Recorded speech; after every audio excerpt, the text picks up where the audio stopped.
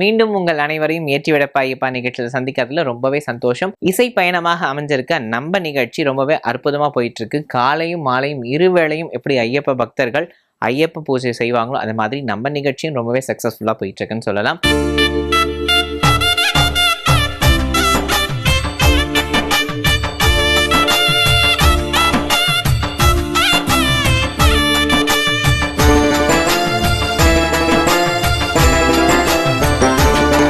ஒவ்வொரு நாளும் இந்த நிகழ்ச்சி மூலமா நிறைய தகவல்கள் நான் உங்களோட ஷேர் பண்ணிட்டு இருக்கேன். அந்த வகையில இன்னைக்கு என்ன விஷயம் அப்படின்னு பார்த்தீங்கன்னா, சபரிமலை யாத்திரை அப்படின்றது பல ஆண்டுகளாக தொன்று தொட்டு நடந்து கொண்டு வரும் ஒரு விஷயமாக இருந்தாலும் நவீன காலகட்டங்களுக்கு ஏற்ற மாதிரி சில விஷயங்கள்லாம் மாறுதல் பண்ணிட்டு இருக்காங்க. அந்த வரிசையில பார்த்தீங்கன்னா, சபரிமலைக்கு யாத்திரையாக செல்லக்கூடிய பக்தர்கள் யாரும் கஷ்டப்படக்கூடாது, சபரிமலைக்கு யாத்திரையா செல்லக்கூடிய எந்த பக்தர்களும் அசௌகரியங்களை சந்திக்க கூடாது அப்படின்றதுக்காகத்தான் தேவசம் போர்டில் என்ன பண்ணியிருக்காங்கன்னா சுவாமி சாட்பாட் அப்படின்னு ஒரு ஆப்பை இன்ட்ரடியூஸ் பண்ணியிருக்காங்க இந்த வருஷம். இன்னைக்கு கலைமாமணி வீரமணி ராஜு என்ன மாதிரியான இன்ஃபர்மேஷன் நமக்கு சொல்ல போறார் அப்படின்னு பார்த்தோம்னா, நம்ம சபரிமலைக்கு போகிறதுக்கு 3 விதமான பாதைகள் இருக்குன்னு சொல்லியிருக்கோம். அதில் பெரிய பாதை வழியாக சபரிமலைக்கு போகும்போது என்ன மாதிரியான கடினங்கள் எல்லாம் நம்ம சந்திக்க வேண்டியிருக்கும் அப்படின்றதெல்லாம் அவர் நமக்கு சொல்லியிருந்தார்.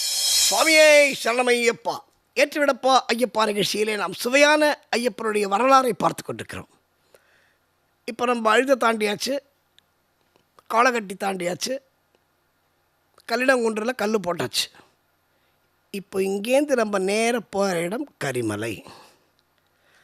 கரிமலை ஏற்றம் கடினம் கடினம், கருணை கடலும் துணை வருவார். கரிமலை இறக்கம் வந்தவுடனே பெருநதி பம்பையை கண்டிடுவார். சுவாமியே ஐயப்போ ஐயப்போ சுவாமியே. என்ன வீரமணி சார் இது எடுத்தவொன்னே பயமுத்துறீங்க? கரிமலை ஏற்றம் கடினம் கடினம். ஆமாங்க, கரிமலை ஏற்றம் கடினம் கடினமே. இந்த இடத்துல நமக்கு என்ன தெரியுமா உதவும்? நான் எல்லாத்தையுமே அதான் சொல்கிறேன். அதனால தான் இந்த 41 நாள் 42 நாள் விரதம் இருக்குது. 48 நாள் எது இருந்தாலும் பரவாயில்லைங்க. ஐயப்பனுக்கு ஒரு வாரம் எக்ஸ்ட்ரா விரதம் இருந்தால் தப்பு கிடையாது. நம்ம உடம்புக்கு இன்னும் ஒரு 8 நாள் இன்னும் ஒரு நல்ல ட்ரீட்மெண்ட் கிடைக்கும். நம்ம உடம்பை சரி பண்ணிக்கலாம் இன்னும் 8 நாளில். அதனால் தப்பு கிடையாது. இந்த விரத சுத்தி இருக்குல்ல, அவங்களுக்கு புரிகிற மாதிரி சொன்னால் நம்மளுடைய சுத்தமான விரதம் இதுதான் கரிமலையிலையும் நீலிமலையிலையும் நமக்கு கை கொடுக்கும். சத்தியமான விரதம் நிச்சயமாக காக்கும். சத்தியமான விரதம் நிச்சயம் நம்மை காக்கும். நம் சந்ததி வரையில் கூட வரும். பாருங்க, நம் சந்ததி வரையில் கூட வரும். நமக்கு சத்திய தரிசனம் காட்டிவிடும். இந்த ஐயப்பனுக்கு இருக்கிற சத்தியமான விரதம் இருக்குல்ல, இது காம்ப்ரமைஸ் பண்ணுறது சில விஷயம் இருக்குது. எனக்கு இந்த ஃபோன் பிடிக்கல, இந்த ஃபோன் 45,000 ரூபா விலை, இந்த ஃபோன் எனக்கு பிடிக்கல, நான் வேறு ஃபோனுக்கு போகிறேன், இதில் எனக்கு ஜிபி போடல, எனக்கு வாட்ஸ்அப் பார்க்க முடியல அப்படின்னா வேறு ஃபோனுக்கு போகலாம். இதில் காம்ப்ரமைஸ் பண்ணலாம். ஆனால் இந்த பக்தி விஷயத்தில் காம்ப்ரமைஸ் இருக்கவே கூடாது. அதுவும் குறிப்பாக ஐயப்பனுடைய விரதத்தில் காம்ப்ரமைஸ் என்பது முற்றிலும் தவிர்க்கப்பட வேண்டும் என்று நான் கேட்டுக்கொள்கிறேன். இப்போ நம்ம விரதத்தோட சுத்தம் இருக்குல்ல, இதுதான் நம்மளை மலை ஏற்றும். நீ கரிமலையில் ஏறும்போது உனக்கு அது தெரியும். இன்றைக்கும் சரி, அந்த காலத்துலேயும் சரி. இப்போ இன்றைக்காவது பரவாயில்ல, கரிமலை உச்சியெலாம் கொஞ்சம் முழுன்னு பளபளன்னு இருக்குது. ஆனால் அன்றைக்கி கரிமலையில் நீ குழந்த மாதிரி தான் தவழ்ந்து போகணும். கரிமலையில் நான் கிழிச்சிடுவேன், நான் பிரபாவமாக நடப்பேன் சார், நான் டெய்லி 10 நிமிஷம் அரை மணி நேரம் வாக்கிங் சார், 10 கிலோமீட்டர் வாக்கிங் போகிறேன் சார், நான் 20 கிலோமீட்டர் ஜாக்கிங் போவேன் சார், அதெல்லாம் அங்கே பருப்பு வேகாது சார். சபரிமலையில் ஒரே ஒரு விஷயம் என்ன தெரியுமா?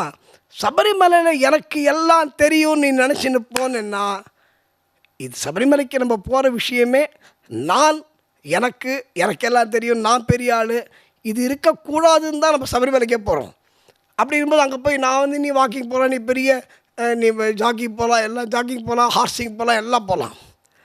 ஆனால் கரிமலைக்கு வந்தாச்சுன்னா அது ஏழையாக இருந்தாலும் சரி, பணக்காரனாக இருந்தாலும் சரி, குழந்தையாக இருந்தாலும் சரி, பெரியவராக இருந்தாலும் சரி, தவழ்ந்து தான் சார் ஏறி ஆகணும். அங்கே தான் வச்சான் ஐயப்பன். இப்போது உன்னோட விரதத்துக்கு ஆசிட் டெஸ்ட் எங்கே தெரியுமா? எக்ஸாமினேஷன் கரிமலையில், அடுத்தது நீலிமலையில். அதனால தான் நீலிமலை ஏற்றம் ஒன்றால் முடியாது கண்ணு, சிவபாலனும் ஏற்றிடுவார், சரண்டர் ஆகுன்றான். இப்போது ஐயப்பன்ட்ட சரண்டர், நான் ஏற்கனவே பல தொகுப்பில் இது சொன்னேன். ஐயப்பன்ட்ட நீ சரண்டர் ஆகிட்டன்னா ஒன்று அவன் பார்த்துப்பான். என்னோடய லைஃப் அப்படி தான் சார், என்னோடய லைஃப் அப்படி தான். என்னோடய லைஃப்னால் வந்து பெருமைக்கு நான் என்ன பெரிய ஆளான்னு ஒன்றும் கிடையாது. ஆனால் ஒவ்வொருவருடைய வாழ்விலும் ஐயப்பன் உங்களுக்கு துணையாக நிழலாக வருவான் என்பது சத்தியம். இதை நீங்கள் சபரிமலைக்கு போகும்போது மட்டும் இல்லை, வருஷத்தில் 365 நாளும் நினைக்கிறோம். எங்கள் நம்பியார் சாமி சொல்லுவார், சார் ஐயப்பன் சீசன் வந்தாச்சு அப்படின்வார். அப்போ நம்பியார் சாமி திரும்பி கேட்டார், ஏடா ஐயப்பன் என்ன சீசனா? ஐயப்பன் என்ன ஆரஞ்சா, ஆப்பிளா, வாழைப்பழமா? என்னடா ஐயப்பன் சீசன்? வருஷத்தில் 365 நாளும் ஐயப்பன் சீசன் தான் அப்படின்னு சொல்லுவார். என் பாட்டில் கூட இருக்குது, வருடம் முழுதும் நிரந்தரமான லௌகீகம், வருடம் முழுதும் நிரந்தரமான லௌகீகம், கார்த்திகை மாதம் தற்காலிகமாய் சந்நியாசம், லௌகீகத்தில் தற்காலிகமாய் டெம்பரரி தான். பேக்கெட் எவ்வளோ ரூபா இருந்தாலும் நீ மாலுக்கு போனால் அது 10,000 ரூபா காலி இல்லையா? லௌகீகத்தில் தற்காலிகமாய் பல பல சுகம் உண்டு, ஆனால் சந்நியாசத்தில் தானே பூரண சந்தோஷம் உண்டு, சந்நியாசத்தில் தானே பூரண நிம்மதியும் உண்டு. குருவே குருவின் குருவே சரணம் ஐயப்பா, வருவேன் வருவேன் வருவேன் சபரி மெய்யப்பா. அந்த பாட்டில் இன்னொரு வரி வரும், சொந்தம் பந்தம் சூழ்ந்த வாழ்க்கையில் ஐயப்பா, சொந்தம் பந்தம் சூழ்ந்த வாழ்க்கையில் ஐயப்பா, நான் நாடகமாடி வாழ்ந்து வருகிறேன் ஐயப்பா, இந்த நாடக வாழ்க்கை சலித்தால் சபரி வருவேனே, என் அரிதாரத்தை அரிகரன் மைந்தா கலைப்பேனே அழிப்பேனே. நம்மளோட இண்டிவிஜுவல் பர்சனாலிட்டின்னு இருக்குல்ல, எல்லாருக்குமே ஒன்று உண்டு. நான் சூப்பர்ரா, நான் பெரிய ஆள்றா, இது எல்லா மனிதர்களுக்குள்ளும் இருக்கிறது. இது செலிப்ரிட்டியாக இருந்தாலும் சரி, சாதாரண மனுஷனாக இருந்தாலும் சரி, அவனுக்கு ஒரு திமிரு இருக்கும். இந்த திமிரெல்லாம் அடங்குற இடம் சபரிமலை தான். உண்மையா, என் அரிதாரத்தை, என்னோட மேக்கப்பை ஹரிகரன் மைந்தா அழிப்பேனே, நான் பிழைப்பேனே, குருவே குருவின் குருவே சரணம். இதுதாங்க உண்மை. நம்ம ஆணவத்தை தூக்கி போடுற இடம் சபரிமலை, இந்த ஈகோவை தூக்கி போடுற இடம் சபரிமலை. இது எங்கே தெரியுமா நமக்கு தெரியும்? சபரிமலையில் கரிமலையில் தெரியும். ஆனால் கரிமலையில் ஒரு மிகப்பெரிய பரிவார தேவதை, ஐயப்பனால் நியமிக்கப்பட்ட தேவதை, கரிமலை அடிவாரத்துலேருந்து ஒன்று அழகாக அப்படி தூக்கின்னு போயிட்டு, நீங்கள் யார்கிட்ட வேணால் கேளுங்க, சபரிமலைக்கு போயிட்டு வந்தவங்கள்ட்ட, சாமி கரிமலை பயங்கர கஷ்டமாம. ஆமாம் கஷ்டம்தான். எப்படி சாமி போயிட்டு வந்தீங்க, நீங்கள் எப்படி ஏறுனீங்க? உடனே அவர் சொல்லுவார், எனக்கு அது வரைக்கும் கொஞ்சம் கஷ்டமாக இருந்ததுப்பா, மற்ற இடத்துலாம் பிளைன் சர்ஃபேஸில் கூட நடக்குது கஷ்டமாக இருந்ததுப்பா, ஆனால் இந்த கரிமலை அடிவாரத்துக்கு வந்ததுக்கப்புறம் இந்த கரிமலையில் ஏறி இறங்குற வரைக்கும் எனக்கு ஒன்றுமே தெரியலப்பான்னுவார். நீங்கள் யார்கிட்ட வேணால் கேளுங்க இதை. அப்போ என்ன அர்த்தம்? நீ ஏறல, உன்னை வந்து யாரோ ஐயப்பன், எங்கள் ஐயப்பன் வந்து உன்னை ஆள் போட்டு ஏற்றி விடுறான். இதுதாங்க சத்தியம். கரிமலையில் வந்து தடுமாறாமல் யாருமே ஏற முடியாது, தடுமாறாமல் யாராலும் இறங்க முடியாது. நீ வந்து திருப்பி குழந்தையாக 60 வயசு மனிதராக இருந்தாலும் நம்ம குழந்தையாக மாறுறது கரிமலையில் தான். இந்த கரிமலையில் ஒரே ஒரு விஷயம் சொல்கிறேன், கரிமலை உச்சியில் நின்று, ஏன்னா கரிமலை அவ்வளவு சாநித்தியமான இடம். கரிமலை உச்சியில் நின்று நீங்கள் என்ன வேணால் வேண்டிக்கோங்க. உங்கள் வீட்டில் யாருக்கா கல்யாணம் ஆகணுமா, உங்கள் வீட்டில் யாருக்காவது குழந்தை பிறக்கணுமா, உங்கள் தொழில் மென்மேலும் வளரணுமா, ஒரே இடம் கரிமலை. அதனால தான் சபரிமலை சந்தர்ப்பம் கிடைக்கும்போது தயவுசெய்து அதை பயன்படுத்தி கொள்ளுங்கள் என்று நான் கேட்டுக்கொள்கிறேன்.